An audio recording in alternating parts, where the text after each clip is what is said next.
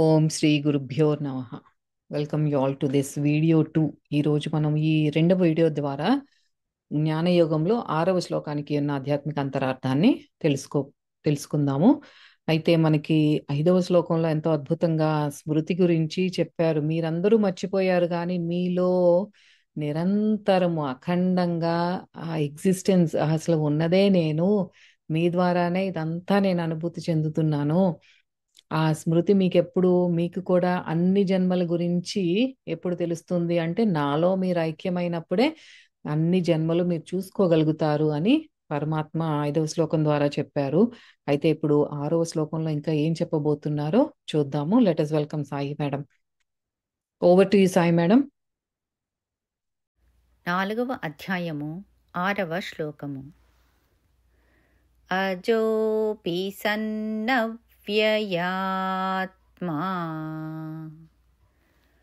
భూతానామీశ్వరోపి సన్ ప్రకృతిం స్వామధిష్ఠాయ సంభవామ్యాత్మమాయయా. Thank you madam. అయితే ఇక్కడ అహం అని ఎప్పుడు అన్నా సరే ఇంకా పరమాత్మ నేను అని చెప్తున్నారు అక్కడ. అది గమనించుకోవాలి. అహం అంటే పరమాత్మ స్వయంగా మనకు అందిస్తున్నారు. ఇది ఆయన గురించి మనకి చెప్తున్నారు. ఏమంటున్నారు ఇంకా ఇక్కడ అంటే అజోపి సన్ అవ్యయాత్మ అంటే జన్మరహితుడనే అయినా, అంటే నాకు ఎటువంటి జన్మలు లేవు, అవ్యయ స్వభావుడనే అయినా, సర్వభూతాలకు ఈశ్వరుడనే అయినా, నా యొక్క మాయను ఇక్కడ నా యొక్క మాయను అంటున్నారంటే ప్రకృతిని వశం చేసుకొని ఆ నా మాయ వలన పుట్టుచున్నాను. అంతా నా నా ఇదంతా నేను చేస్తున్నాను. నా నుండే ప్రకృతి వచ్చింది.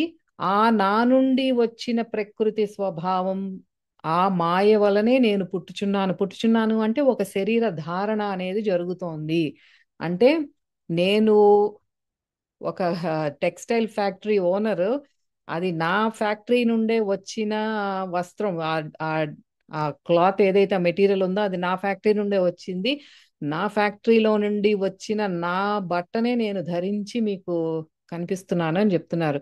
అయితే ఇక్కడ యోగిరాజులు చెప్పేది కూడా జనన మరణాలు లేని వాడనైన నేను, సర్వాధిపతినైన నేను, అన్నిటికీ అధిపతిని నేనే, ప్రకృతి ఆధారంగా జన్మ తీసుకుంటాను అని ఇక్కడ యోగిరాజుల వారు కూడా అదే చెప్తున్నారనమాట. అయితే దీనికి లోతుల్లోకి వెళ్తే నాకు అంటే నా జన్మకి ఆ దేర్ ఈజ్ నో కాజ్, అంటే మనలాగా ఆయనకి కాజ్ అండ్ ఎఫెక్ట్, ఈ కర్మ చక్రము ఇదంతా ఆ దాని ప్రభావం వల్ల కాదు ఆయన అవతారం తీసుకునేది. నేను కారణ రహితుడని, నాకు కారణం అంటూ ఏం లేదు, నాకు జన్మ అంటూ ఏమీ లేదు, ఐఎమ్ అన్బోర్న్, జన్మ లేనివాడని నేను, అవినాశిని. నాకు అంటే జన్మ లేదు అంటే నాకు జననము లేదు, మరణము లేదు, అవినాశిని నేను, నా నాశనం కానివాడిని. అయినప్పటికీ ఏంటంటే ప్రకృతిలోకి ఎప్పుడైతే నేను ప్రవేశిస్తానో ఈ సకల చరాచర జీవరాశులకు సృష్టికర్తను, ప్రభువుని, అంతా నా నుండే వచ్చినప్పటికీ నా నా చేత సృష్టించబడిన, నేను స్వయంగా సృష్టించిన మాయ అనబడే ఈ వస్త్రాన్ని ధరిస్తాను నేను. కానీ దాని శక్తి దేని శక్తి? ఆ మాయ యొక్క శక్తి నన్నేమీ చెయ్యలేదు. అంటే నా నుండే వచ్చింది, ఇంకా అది నన్నేం చేస్తుంది? దానివల్ల నాకేమి తన ప్రభావం నా మీద ఉండదు. ఆ మాయ ప్రభావం సామాన్యుల మీద ఉంటుంది కానీ ఆ మాయను సృష్టించిన నా మీద ఉండదు అని చెప్తున్నారు. అయితే లోతుల్లోకి వెళ్తే ఏంటంటే సంస్కృతంలో మనకి అవతారము అంటే డిసెంట్, అంటే అవరోహణ అని అర్థం. మనకి హిందూ స్క్రిప్చర్స్ లో, మన హిందూ శాస్త్ర గ్రంథాల్లో ఏంటంటే అవతారం అంటే ఆ దైవము రక్తమాంసాలతో కూడిన ఈ శరీరంలోకి దిగటాన్ని ఆ అవతారము అని చెప్పబడుతోంది అనమాట. ఇక్కడ ఒక ఎగ్జాంపుల్ ఏంటంటే మనకి ఒక ఒక పెద్ద కార్పొరేట్ ఆఫీస్ లో ఒక క్లర్క్ పొజిషన్ లో ఒక అతను ఉన్నాడు, పని చేసుకుంటున్నాడు. అతనికి హీస్ ఫోర్స్ టు వర్క్. అతనికి ఆ పని చేస్తేనే దాని కుటుంబ పోషణకి డబ్బులు అనేవి వస్తాయి, చేయకపోతే డబ్బులు రావు. అదే ఆ కార్పొరేట్ సిఇఓ ఉన్నాడు, దాన్ని స్థాపించిన వాడు ఓనర్ ఉన్నాడు. ఆ ఓనర్ సరదాగా తనకి ఆ రోజు వెళ్ళి ఆ క్లర్క్ చేసే పని చేయాలనిపిస్తోంది, అక్కడ కూర్చొని ఏదో చేస్తున్నాడు అనుకోండి, అది సరదాగా చేసుకుంటాడు. కానీ తనకేం కంపల్షన్ లేదు, నువ్వు ఇది తప్పకుండా చేయాలి, నువ్వు ఆ క్లర్క్ పని ఈ రోజు చెయ్యకపోతే డబ్బులు రావు అనేది ఆ కంపల్షన్ లేదు. అలా అట్లా అని క్లరికల్ పని ఒక్కటే అలాగే అదొక్కటేనా తను చేసేది అంటే లేదు. He has that choice. ఆ క్లర్క్ పని చేయొచ్చు, లేకపోతే తన పైన ఉన్న సూపర్వైజర్ పని చేయొచ్చు, దానిపైన ఉన్న ఇంకో మేనేజర్ పోస్ట్ ఇంకేదైనా చేయొచ్చు, తన ఇష్టం అది.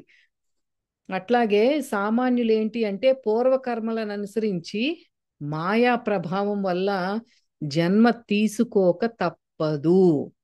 మనకి మన మీద మాయ ప్రభావం ఉంటుంది, అందుకనే మనం ఈ జన్మలన్నీ తీసుకుంటున్నాము. అంటే ఏంటి ఆ మాయా ప్రభావం అంటే, మనం చనిపోయేటప్పుడు కోరికలతో అరిషడ్ వర్గాలతో మన మనసంతా బరువు చేసుకుని చచ్చిపోయినప్పుడు మళ్ళీ జన్మ తీసుకుంటాం. కానీ భగవంతుడికి ఆయన నుండే వచ్చి ఆయన చేత సృష్టించబడిన మాయ వల్ల కానీ, కర్మ సిద్ధాంతం the the the law of కర్మ గురించి, కర్మ సిద్ధాంతం వల్ల కానీ ఆయనకి ఏమీ ప్రభావితం అవ్వడు, ఆయనకు వర్తించదు అది. కానీ ఆ విశ్వ నియమాలు ఆయనే సృష్టించాడు. ఈ ఫ్యాక్టరీలో ఈ రూల్స్ మీరు ఫాలో అవ్వాలి అని ఆయనే సృష్టించాడు కాబట్టి ఆయన కూడా ఆ నియమాలు అనుసరిస్తాడు. తను కూడా ఫాలో అవుతారు, బికాజ్ ఆ రూల్స్ పెట్టింది ఆయనే కాబట్టి.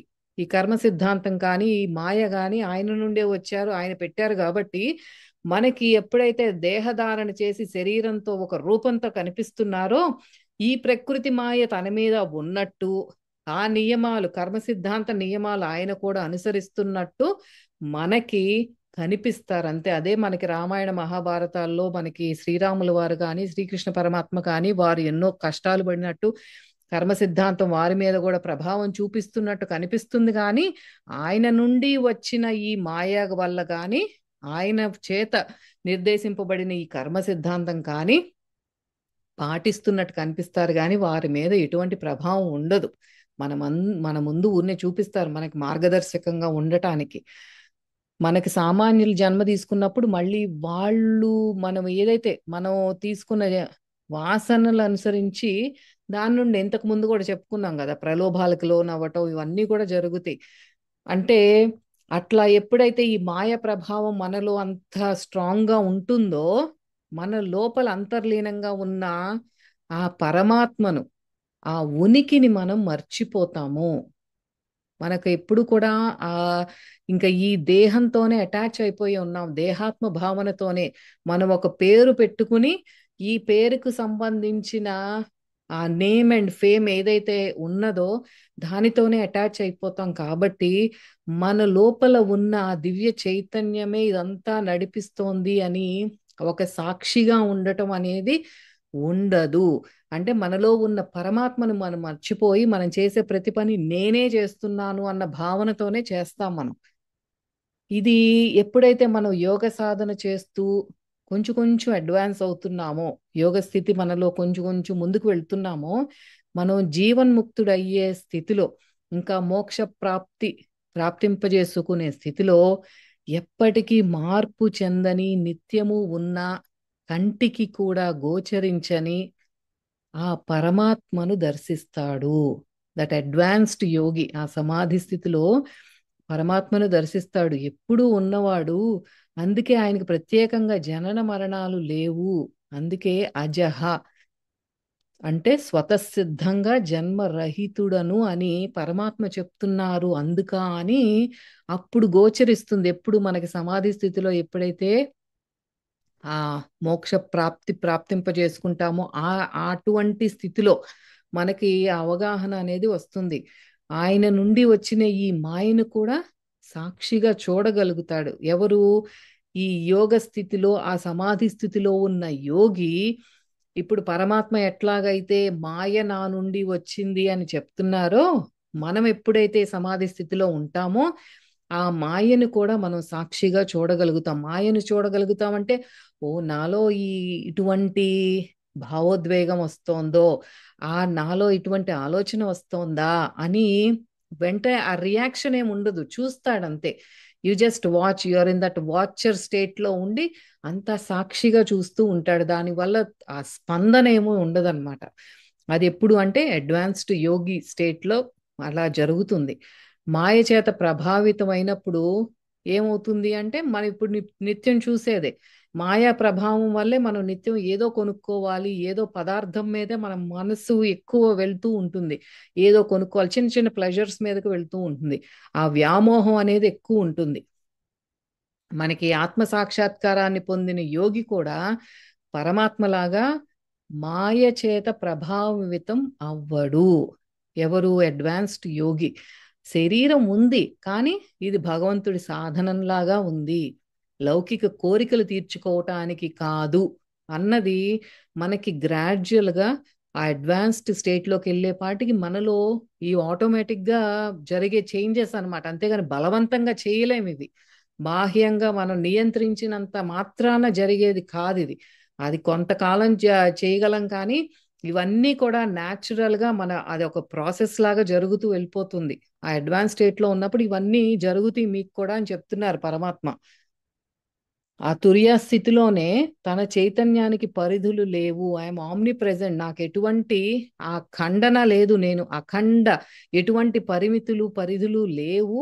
నేను అన్న వేరు భావన, అహం ఎలా అంటే, అది కూడా ఆ నేను అన్న భావన ఎక్కడి నుండి వచ్చిందో అన్నది కూడా ఒక సముద్రంలో తేలుతున్న ఒక చిన్న బబుల్ని చూసినట్టు అట్లా గమనిస్తూ దాన్ని సాక్షిగా చూస్తూ ఉంటాడు. ఓహో, ఇది నాలో ఇలా ఉందా అని చూస్తూ ఉంటాడనమాట.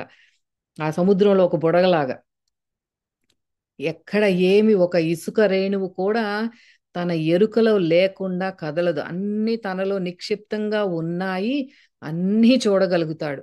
అది దట్ ఈస్ ద, అంటే ఎవర్ ఎక్స్పాండింగ్ ఆమ్ని ప్రెసెంట్. ఇప్పుడు మనకి సర్వవ్యాపకమైన పరమాత్మ అన్నింటిలోనూ ఉన్నారు, అన్నిటినీ చూస్తూనే ఉంటారు ఆయన. మనం చేసేదంతా చూస్తూనే ఉన్నారు. మనలో ఉన్నది ఆయనే కాబట్టి మన ప్రతి శ్వాసలోనూ ఉన్నది ఆయనే. ఆ శ్వాస వెనుక ప్రాణశక్తిగా ఉన్నది ఆయనే. ప్రాణశక్తిగా వెనక ఉన్న చైతన్యము ఆయనే. సర్వము ఆయనే కాబట్టి ఆయన దృష్టి నుండి ఈ సమస్త సృష్టిలో ఏమన్నా జరుగుతోందా అంటే ఏమీ జరగదు. అసలు ఉన్నది ఒక్కటే, ఆ పరబ్రహ్మం ఒక్కటే, బ్రహ్మం ఒక్కటే, పరబ్రహ్మం ఒక్కటే అని మనకి ఆ అన్నమాచార్యుల వారు అందించినది అది ఊరికే కాదు, అక్షరాల అదే ఇక్కడ చెప్తున్నారనమాట. అన్నీ ఒక చిన్న ఇసుక రేణువు కూడా ఆయన ఎరుకలో లేకుండా ఎక్కడికి కదలదు అని చెప్తున్నారు. ఆ పరమాత్మ ఒక నిత్యమైన శాశ్వతమైన శాంతి సముద్రంలో అనుభూతి చెందుతాడు ఆ అడ్వాన్స్డ్ స్టేట్ లో ఉన్న యోగి. తాను సృష్టించిన ఈ సృష్టిలో తరంగాలుగా అన్నింట్లోనూ ఉన్నట్టే గ్రహిస్తాడు. ఈ శ్లోకం మనకి సమస్త మానవాళికి చాలా ఎంకరేజ్మెంట్ ఇస్తున్నారు ఇక్కడ, ప్రోత్సాహాన్ని ఇస్తున్నారు పరమాత్మ. ఏమనంటే, మీకు ఇచ్చిన ఫ్రీ విల్ ఏదైతే ఉందో, మీకు ఒక స్వేచ్ఛగా మీరు ఒక మీ సంకల్పం మీకు ఏదైనా తీసుకోవచ్చు. మీకు ఫ్రీ విల్ అనేది మీకు నేను వరంగా ఇచ్చాను.